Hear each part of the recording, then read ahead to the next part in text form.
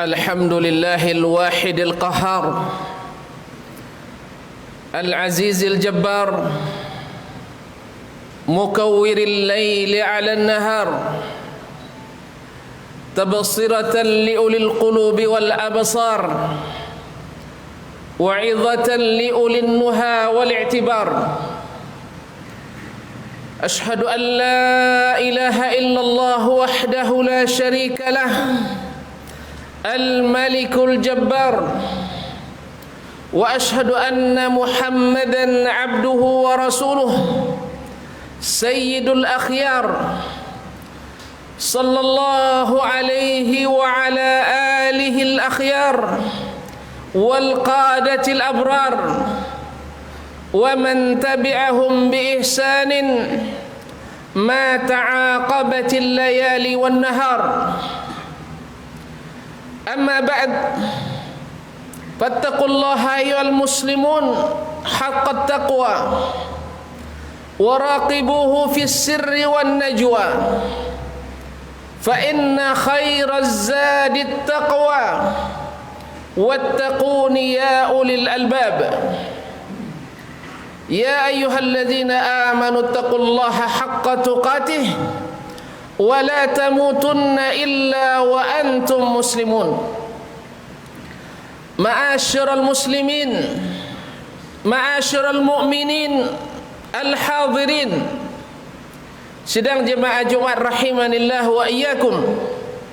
Alhamdulillah, segala puji bagi Allah atas nikmat yang besar dan segala nikmat yang diberikannya kepada kita, khususnya pada hari raya pekanan ini kita masih bisa hadir bersama di sini dalam rangka meningkatkan iman dan takwa, menimba dan memperbanyak catatan pahala yang kita harap mudah-mudahan menyebabkan kita bahagia di akhirat dan sebelumnya di dunia. Ma'asyiral muslimin, mudah-mudahan nikmat yang besar ini kita syukuri sehingga melahirkan nikmat-nikmat yang lain yang membuat kita senantiasa bersyukur kepada Ilahi. La in syakartum la azidannakum. Apabila seandainya kalian bersyukur, pasti aku tambah nikmat kepadamu. Ma'asyiral muslimin, sidang jemaah Jumat rahimanillah wa iyyakum. Semoga selawat dan salam menghiasi majlis kita. Setiap nama Nabi kita disebut, kita mengucapkan salawat kepadanya, dan itu adalah sebesar-besar doa yang menyebabkan mustajabnya doa.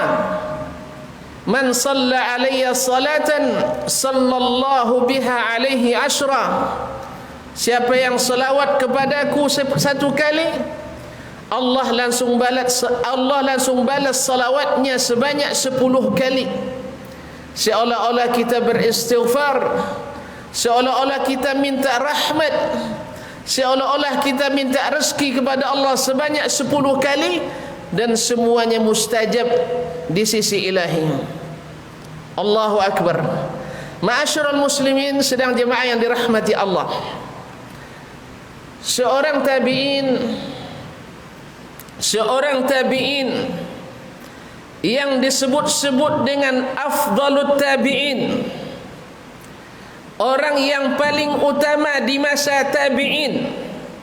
Tabi'in adalah mereka yang bertemu dengan sahabat Nabi alaihi salatu wassalam dan beriman kepada Allah dan Rasulnya, mati dalam keadaan Islam. Mereka adalah tabi'in yang mencontoh dan mengikut sahabat Nabi alaihi salatu wassalam. Generasi kedua dari generasi as-salafus salih.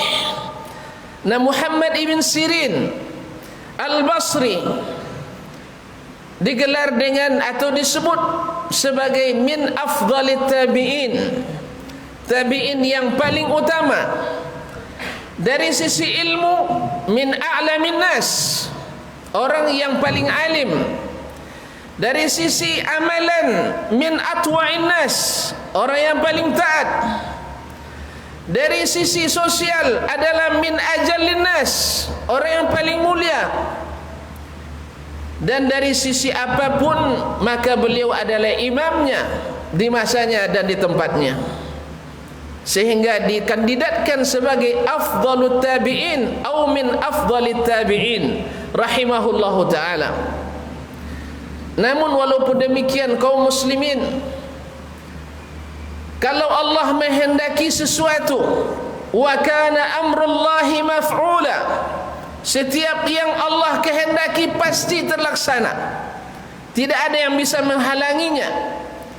Berkumpul pun seluruh manusia dan jin di atas permukaan bumi ini untuk menghalangi manfaat yang Allah tetapkan atau menghindari mudarat yang telah Allah tuliskan, tak ada yang sanggup untuk melandingi. Tidak ada yang sanggup, satu pun yang bisa merintanginya. Ma'dhin fina hukmuh, nafidhun fina qada'uh. Apapun yang Allah putuskan dan kehendaki pasti terjadi. Orang setaat itu, orang sesoleh itu, orang semulia itu, orang yang terhormat setinggi-tingginya itu, tetapi tidak luput dari kezaliman penguasa. Bisa disebabkan oleh isu yang tidak benar atau fitnah yang diada-adakan, sehingga beliau pun pernah merasakan gelapnya penjara oleh sesuatu yang beliau tidak lakukan dan tidak salah, tapi hanya menyampaikan apa yang Allah perintahkan untuk disampaikan. Dan ketika beliau di penjara, sipir yang menjaga beliau, menjaga penjara, yang mengetahui kesalihan beliau, yang mengetahui bebasnya beliau dari segala tuduhan, baik tuduhan radikalisme bahasa sekarang, atau terorisme bahasa sekarang, atau fundamentalisme bahasa sekarang, atau memberontak ke pemerintah bahasa sekarang. Yang sipir ini paham betul bahwa beliau bebas dari segala tuduhan. Akhirnya dia katakan, ya syekh, ya imam,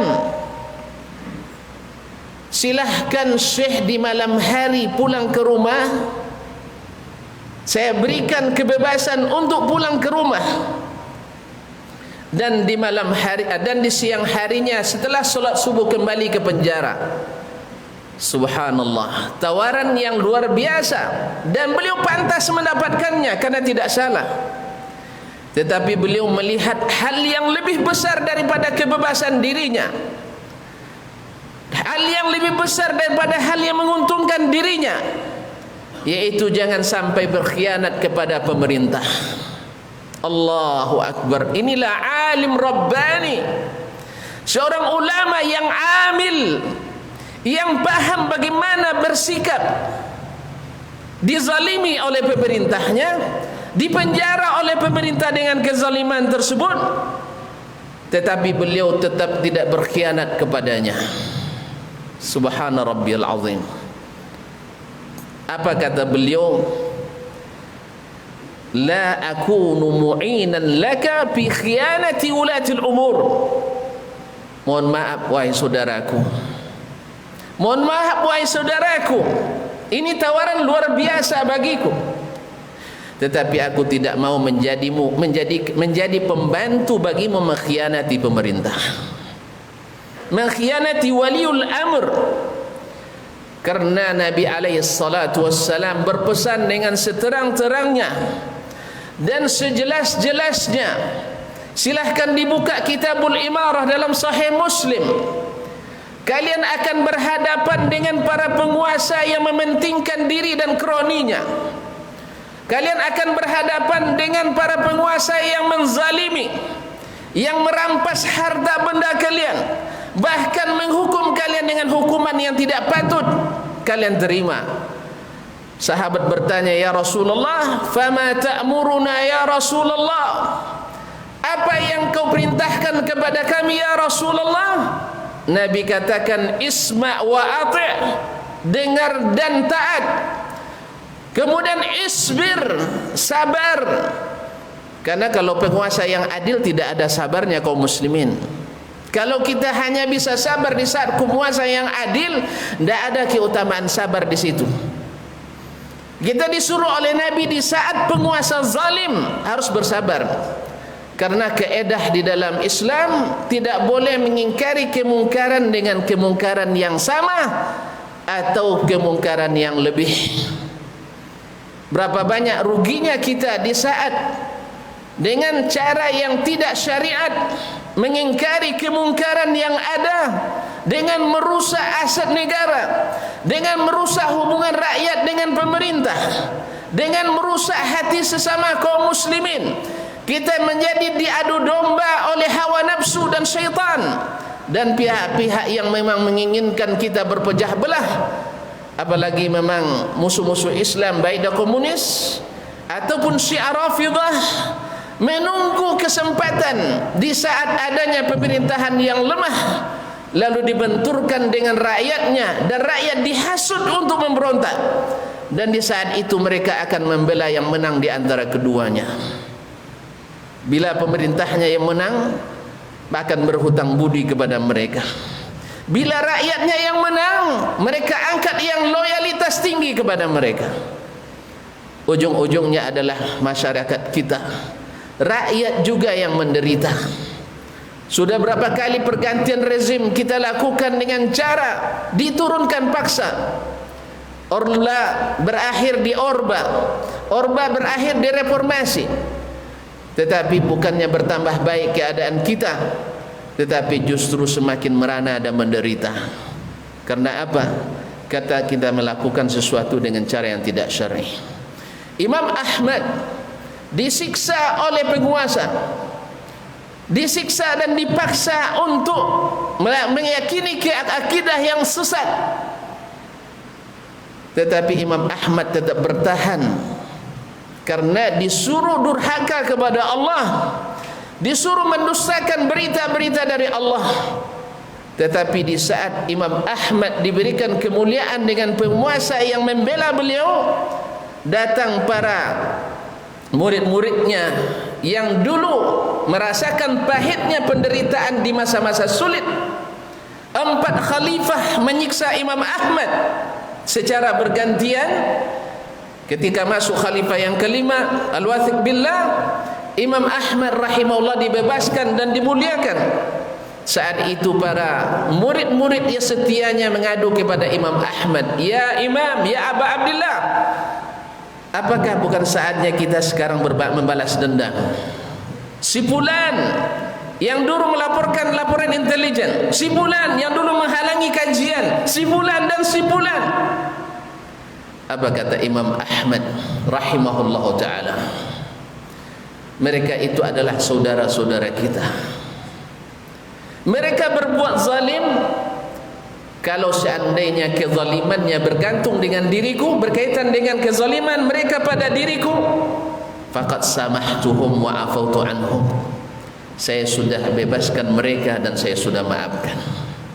Wa amma ma kana bainahu wa baina rabbihim, apa yang terjadi kezaliman itu antara mereka dengan Rabb mereka, fa'alallahi hisabuhum, Allah lah yang akan menghisab mereka. Allahu Akbar. Beginilah a'immatus sunnah, imam-imamnya ahli sunnah. Imam Ahmad yang hadir di majlisnya kalau beliau pengajian di masa itu tidak kurang dari 35.000 orang. Di masa itu 35.000 orang. Tetapi beliau tak pernah menyampaikan dalam kajiannya, ayo kita lawan. Karena Nabi kita alaihi salatu wassalam ketika diutus dulu, di saat yang berkuasa di Mekah orang-orang kafir Quraisy, di saat hegemoni politik dan ekonomi, sosial dan budaya dikuasai 2 imperium besar, Romawi dan Persia. Bukan tidak sedikit, bukan tidak banyak di antara sahabat yang gerah dengan intimidasi, dengan provokasi orang-orang kafir Quraisy, sampai mereka bertanya mendesak Nabi alaihi salatu wassalam, "Ya Rasulullah, alassa Rasulullah, bukankah engkau Rasulullah?" alasna 'alal haq, bukankah kita di atas kebenaran? Jawab Nabi alaihi salatu wassalam, bala inni Rasulullah, saya Rasulullah. Dan ditanya, bukankah kita di atas kebenaran? Benar. Bukankah Islam itu tinggi? Benar. Falimadza nardun mahanata lidinina, kenapa kita menerima saja penghinaan terhadap agama kita? Nabi tak boleh menyampaikan dakwah di Baitullahil Haram. Nabi tidak punya kebebasan. Setiap ada dakwah diganggu dan dipersekusi oleh orang-orang Quraisy. Padahal di situ ada Umar bin Khattab yang ketika hijrah ke Madinah, dia mengumumkan di depan khalayak orang-orang dekat Ka'bah, man syaa an tafqidahu ummuhu ghadan falyantazirni min khalqi hadzal jabal. Siapa yang ingin ibunya kehilangan dirinya besok, silakan tunggu saya di belakang gunung ini, di belakang gunung Mekah. Fa inni muhajirun ghadan, saya akan hijrah besok. Mereka juga punya Hamzah bin Abdul Muttalib, Asadullah, singa Allah, yang orang-orang Quraisy merasa keder berhadapan dengannya. Tetapi kaum muslimin sedang jemaah yang dirahmati Allah, ketika mereka minta ke Nabi untuk melakukan perlawanan, Nabi katakan, lam nu'zan innakum qaumun tasta'jilun, kalian adalah orang yang tergesa-gesa. Ma'asyarul muslimin sedang jemaah yang dirahmati Allah, beginilah petunjuk Nabi alaihi salatu wassalam dalam menghadapi para penguasa yang zalim, bahwasanya mereka tidak melakukan hal yang mudaratnya lebih besar daripada manfaatnya. Mereka disuruh sabar oleh Allah dan Rasulnya sallallahu alaihi wasallam. Sampai kapan? Ditanya oleh sahabat, sampai kapan? Ila mata ya Rasulullah? Jawabannya, hatta talqauni wa hatta taridu alayya al-haud, hatta taridu alayya al-haud, sampai kalian melewati saya di tepi telaga, sampai kalian bertemu denganku di tepi telaga. Sampai saat itulah kita bersabar. Barakallahu li lakum fil kitabi was sunnah wa nafa'ani wa iyyakum bima fihi ma min al-ayati wal hikmah wa astaghfirullah li wa lakum fastaghfiruh innahu huwal ghafurur rahim.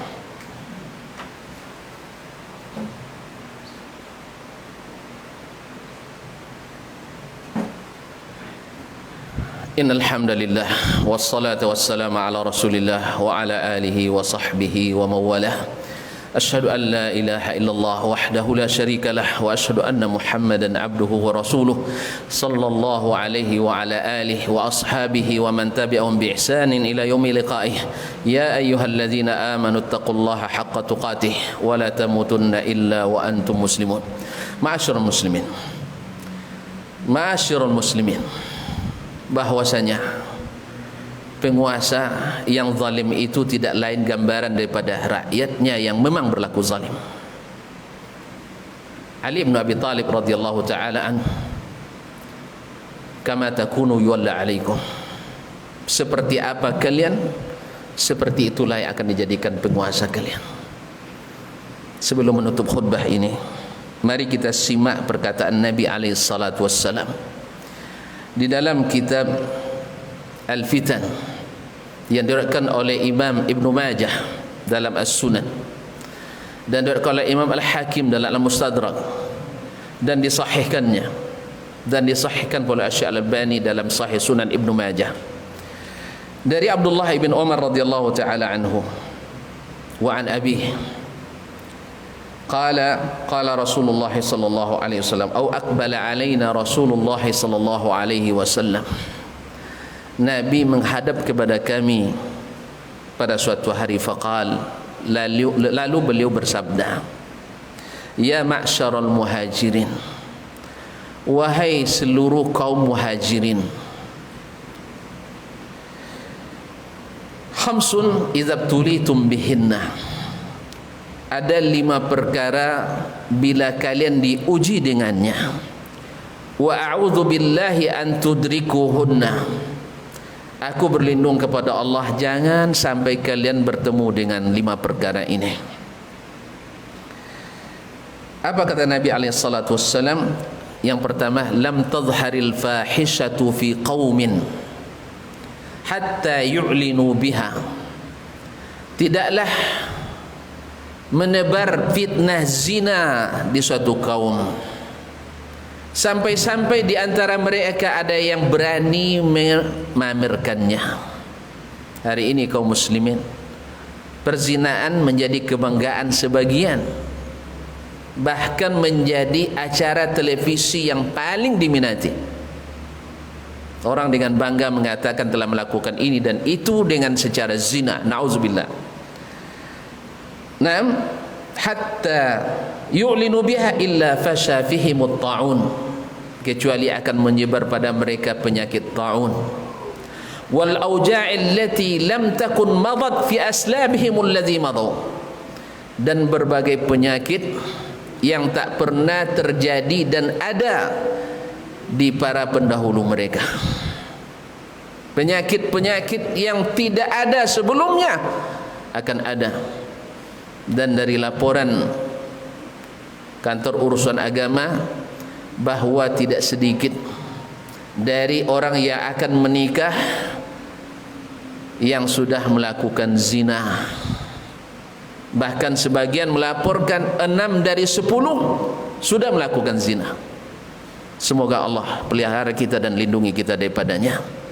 Dan siapa yang pernah melakukannya maka segeralah bertaubat kepada Allah. Jangan diceritakan kepada siapapun. Taubatlah kepada Allah dengan taubatan nasuha, dan berazam tak akan pernah kembali kepadanya. Karena tidak sedikit yang melakukannya di detik-detik terakhir penghalalannya.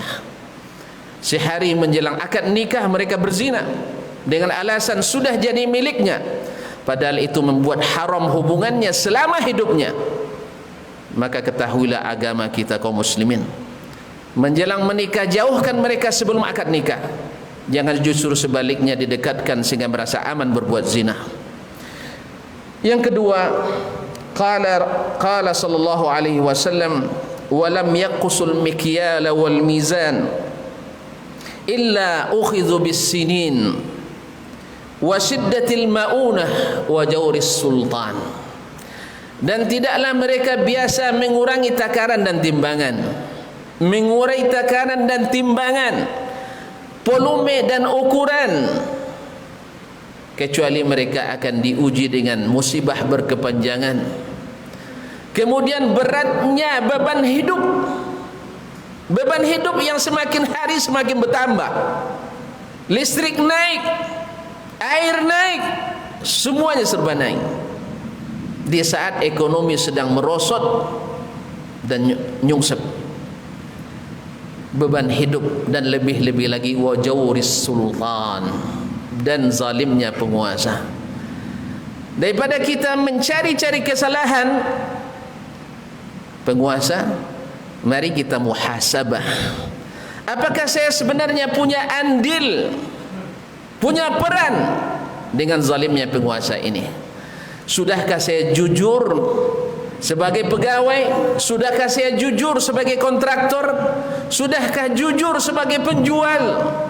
Sudahkah saya jujur sebagai karyawan dan karyawati? Mari kita muhasabah kaum muslimin, karena ini lebih besar manfaatnya daripada kita mencari-cari kesalahan. Karena yang di demo hari ini mereka juga dulu yang demo di hari sebelumnya, dan besok yang demo hari ini ketika berkuasa akan didemo lagi oleh yang setelahnya. Maka perubahan itu tidak dari atas. Allah ingin menjadikan pohon itu subur dari bibit, bukan dari pucuk. Peliharalah bibit dari sekarang. Bapak-bapak, saudara-saudara punya anak, jadikan mereka para penghafal Quran. Jadikan mereka orang yang akrab dengan masjid. Jadikan mereka yang beradab sebelum berilmu. Tapi jangan justru semakin berilmu semakin tidak menjaga adab dan etika. Tak punya malu sama sekali berbuat maksiat di depan umum. Nasallallahu alaihi wasallam. Maka mereka akan diuji dengan kezaliman penguasa karena mengurangi timbangan dan takaran. Ditambah lagi di saat kita memilih, kita mau disogok walaupun hanya dengan 100.000 rupiah, atau hanya dengan sehelai kaos yang sekali pakai sudah lusuh. Nah, kapan kita meninggalkan ini semua, maka insya Allah di saat itu Allah berikan kita pemimpin yang seperti kita tahan tidak disogok, maka mereka pun nanti akan tahan tidak disogok dengan uang yang lebih besar. Tetapi selama kita belum jujur, selama kita masih bisa disogok, maka disampaikan insya Allah pemimpin yang akan memimpin kita tak lebih dari itu. Selama kita zalim, kita akan tetap dizalimi oleh pemimpin kita. Ini ketetapan Allah. Ini ketetapan Allah. Maka mari kita tinggalkan kezaliman di antara kita. Berapa banyak tetangga dengan tetangganya tidak berbaikan, berapa banyak saudara dan saudaranya tidak berhubungan, berapa banyak atasan dengan bawahan saling membenci. Nas'alullah as-salamata wal afiyah. Kaum muslimin sedang jemaah yang dirahmati Allah Subhanahu wa taala. Kemudian walam yamna'u zakata amwalihim illa muni'ul qatra minas sama' walaulal bahaim lam yumtaru. Tidaklah mereka menahan zakat harta mereka. Dan ini terbukti bahawa zakat sebagian besar umat kita belum membayar zakatnya. Sebagian besar umat Islam di negeri ini belum membayar zakatnya. Maka ini adalah sebesar-besar musibah, menyebabkan dihalanginya hujan turun dari langit. Kalaupun turun kadang jadi musibah, bukan membawa rahmat dan barakah. Nasallallahu salama. Kalau bukan karena binatang ternak, kata Nabi SAW, mereka tak diberikan hujan. Ma'asyarul muslimin dan muslimat, kaum muslimin dan muslimat dirahmati Allah SWT. Walam yanqudu ahdallahi wa ahda rasulih illa sallatallahu alaihim aduwan min ghairihim fa'akhadhu ba'da ma fi aidihim. Dan tidaklah mereka membatalkan janji mereka dengan Allah dan Rasulnya, tidak menjaga amanah-amanah yang dibebankan kepadanya, dan saling mengkhianati sesama mereka, kecuali apa? Allah jadikan penguasa mereka musuh mereka sendiri.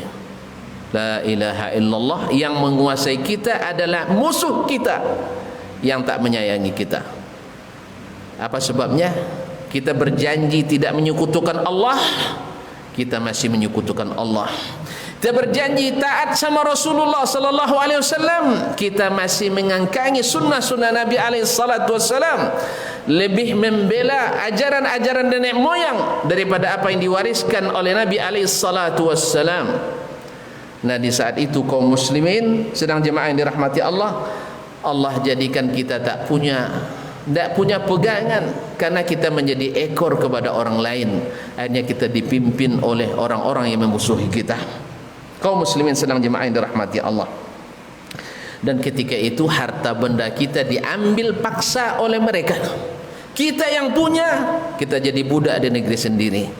Maka rahasianya adalah tepati janji dengan Allah, tepati janji dengan Rasulullah sallallahu alaihi wasallam, tepati janji dengan hamba-hamba Allah, tunaikan semua amanah kita. InsyaAllah di saat itu kita jujur, Allah pun akan memberikan kita pemimpin yang jujur pula. Ma'asyarul muslimin sedang jemaah yang dirahmati Allah. Wa ma lam tahkum a'immatuhum bi kitabillah wa yatakhayyaru mimma anzalallah illa ja'alallahu ba'sahum bainahum. Dan tidaklah para pemimpin mereka, tidaklah para pemimpin mereka meninggalkan hukum dengan apa yang Allah turunkan dan memilih mana yang sesuai, memilih-milih mana yang sesuai dengan hawa dan nafsu, kecuali di saat itu kaum muslimin Allah jadikan mereka saling berbantah sesamanya. Lihatlah hari ini berapa banyak aliran dalam Islam karena tidak secara komprehensif, secara menyeluruh melaksanakan Islam. Ini ada Islam Barat, Islam Timur, Islam Nusantara, Islam Arab, Islam Kadrun, Islam dan sebagainya. Kita sudah dipilah-pilah. Kenapa? Karena ini memakai jalannya sendiri, memilih yang sesuai dengannya, dan ini memilih yang sesuai dengannya. Akhirnya umat Islam dipecah belah. Dan orang yang terpecah belah sangat mudah diadu domba. Dengan sebungkus nasi bisa diadu domba. Mudah-mudahan ini menjadi renungan bagi kita bersama, bahwasanya merubah sesuatu itu menjadi baik adalah dengan merubah di akar rumputnya, bukan dengan merawat dan menyiram pucuknya. Mudah-mudahan Allah SWT memberikan kita kebaikan dalam beragama, keteguhan dalam bersyariat, walaupun sesuai dengan kesanggupan kita masing-masing. Dan di saat itu berbahagialah bahwasanya semua dimiliki oleh orang-orang kafir itu akan kembali kepada kita, karena kita lebih berhak mendapatkannya. Sebagaimana Nabi dulu sabar tidak merebut sebelum masanya, karena nanti Allah akan berikan dan kembalikan kepada kita. Dulu tanah kekuasaan orang kafir, politik kekuasaan orang kafir, ekonomi di tangan orang kafir, tapi Nabi tak pernah bicara ekonomi masa itu. Nabi tak berbicara masalah rezeki, karena pemberi rezeki itu hanya Allah Subhanahu wa taala. Mudah-mudahan kita bisa menyadari hal ini. Mudah-mudahan salah satu akidahnya Ahlus Sunnati wal Jamaah adalah senantiasa menasihati para penguasa dengan cara yang syar'i, bukan dengan cara membuat kebencian di tengah-tengah masyarakat. Dan salah satu ciri khasnya Ahlus Sunnah wal Jamaah adalah selalu mendoakan penguasa dengan doa yang baik, dan bukan justru mencaci maki dan mencela. Walaupun menasihati itu adalah wajib, meluruskan yang bengkok itu wajib, menjelaskan yang batil itu batil, tetapi mekanismenya sudah diatur semuanya dalam syariat Islam, tinggal kita mempelajarinya. Mudah-mudahan Allah SWT memberikan kita ilmu yang benar-benar dan pemahaman yang benar-benar, sehingga kita pun ditunjuki ke jalan yang benar. Barakallah ibadallah, innallaha ya'muru bil adli wal ihsan. Ibadallah, innallaha ya'muru bil adli wal ihsan wa ita'idil qurba wa yanha 'anil fahsya'i wal munkar. Allahumma salli ala nabiyyina Muhammad wa ala alihi wa ashabihi ajma'in wa man tabi'ahum bi ihsanin ila yaumiddin. Allahumma ighfir lana dhunubana ولوالدينا وارحمهم كما ربونا صغارا وللمؤمنين والمؤمنات الأحياء منهم والأموات إنك سميع قريب مجيب الدعوات. اللهم آمنا في أوطاننا وأصلح أئمتنا وولاة أمورنا. اللهم أصلح أئمتنا وولاة أمورنا. اللهم أصلح علماءنا. اللهم أصلح دعاتنا. اللهم أصلح مدرسينا. اللهم أصلح مربينا. اللهم أصلح نساءنا. اللهم أصلح شبابنا. اللهم أصلح رعايانا. اللهم أصلح مجتمعاتنا. لا إله إلا أنت سبحانك إنا كنا من الظالمين. لا حول ولا قوة إلا بك. اللهم انصرنا على من عادانا. اللهم انصرنا على من عادانا. اللهم انصرنا على من عادانا. اللهم اهدنا صراطك المستقيم صراط الذين أنعمت عليهم غير المغضوب عليهم ولا الضالين. ربنا آتنا في الدنيا حسنة وفي الآخرة حسنة وقنا عذاب النار. عباد الله، إن الله يأمر بالعدل والإحسان وإيتاء ذي القربى وينهى عن الفحشاء والمنكر والبغي يعظكم لعلكم تذكرون. ولذكر الله أكبر والله يعلم ما تصنعون. وأقيموا الصلاة.